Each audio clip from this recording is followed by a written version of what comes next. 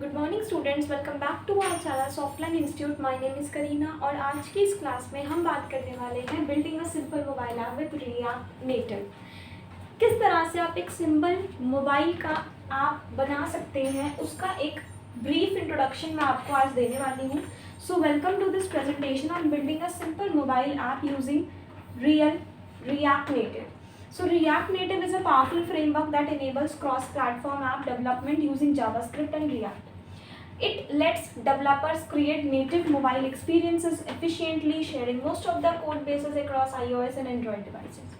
So this session is designed for beginners who have a basic understanding of JavaScript and want to dive into mobile development. तो ये जो class मेरी होने वाली है उन लोगों के लिए जिनको बेसिक जावास्क्रिप्ट की नॉलेज है और आप मोबाइल डेवलपमेंट में काम करना चाहते हैं. So we will explore the main concept and guide you step by step to build your first React Native app. तो हम इस पे बात करेंगे.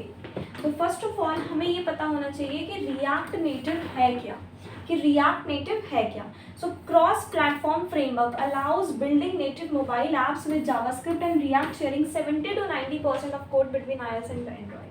तो ये क्या करता है, ये नेटिव मोबाइल ऐप जावास्क्रिप्ट की हेल्प से बनाने में हेल्प करता है. 70 to 90% कोड शेयर करता है बिटवीन iOS एंड एंड्रॉइड में.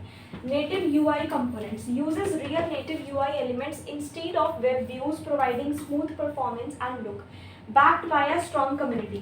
So it's supported by Facebook with a large ecosystem and popular apps like Instagram, Discord and Uber Eats built on it. तो जैसे कि Facebook है, Instagram है, Discord है, Uber Eats है, तो ये जो एप्लीकेशंस हैं ये भी इसी से बनी हुई है. नेक्स्ट आप देखेंगे तो setting up your development environment कि किस तरह से आप अपना डेवलपमेंट एनवायरनमेंट सेट कर सकते हैं. Install node.js and npm. आपको सबसे पहले ये इंस्टॉल करना है, फिर आपको इंस्टॉल करना है एक्सपो CLI और फिर अपना प्रोजेक्ट आप लॉन्च कर पाएंगे. So required for managing packaging and running react native tools the command is npm install g expo click helps create and manage React Native projects easily, and then you will be able to launch your project. Use Expo init my app to start test on simulators like Xcode, iOS, Android Studio or physical devices with Expo Go app. Building the user interface. आप user interface को भी build कर सकते हैं. किस तरह से, इसके जो core components रहने वाले हैं, view to structure layout, text for displaying information, image for graphics and icons, text input for input fields, button for interactions. Styling and layout. Use style sheet for defining styles similar to CSS.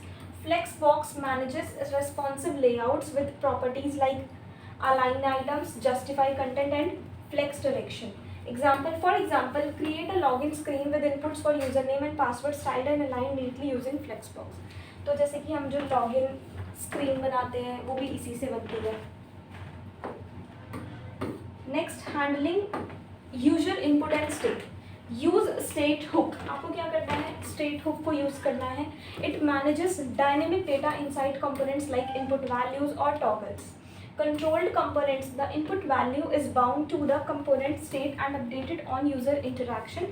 For example, update username and password state and user types in text input fields using the onChange text event. अब जितनी भी applications होती है उन सब में coding की ज़रूरत होती है और जितने भी डेवलपर्स हैं वो JS, JavaScript, C++, .NET, SQL, Oracle इन सब का ही यूज़ करते हैं. Next we have adding navigation. So install React Navigation. आप रिएक्ट नेविगेशन इंस्टॉल कर सकते हैं. Create stack navigator. फिर उसके बाद एक स्टैक नेविगेटर हम डिफाइन कर सकते हैं. Define a stack of screen that users can navigate through. Run npm install @react navigation. ये वाली कमांड आपको रन करनी है नेविगेशन की कैपेबिलिटीज़ को रन करने के लिए. And then you will be able to configure routes and programs navigation events like moving from login to home screen after authentication. जैसे लॉगिन हो गया उसके बाद नेक्स्ट कौन सी स्क्रीन है उस पर जाना है, तो इस तरह से वो काम करते हैं. Next, working with list.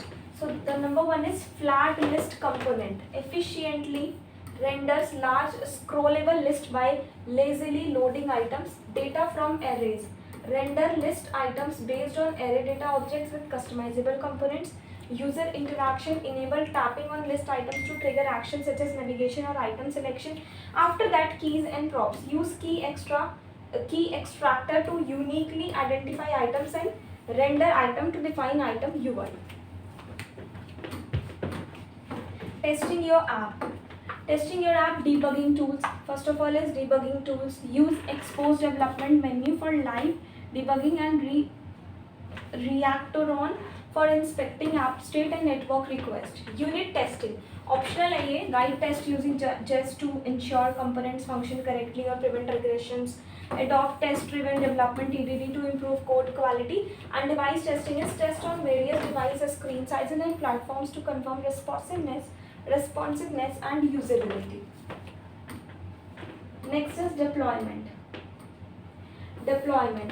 Building for production.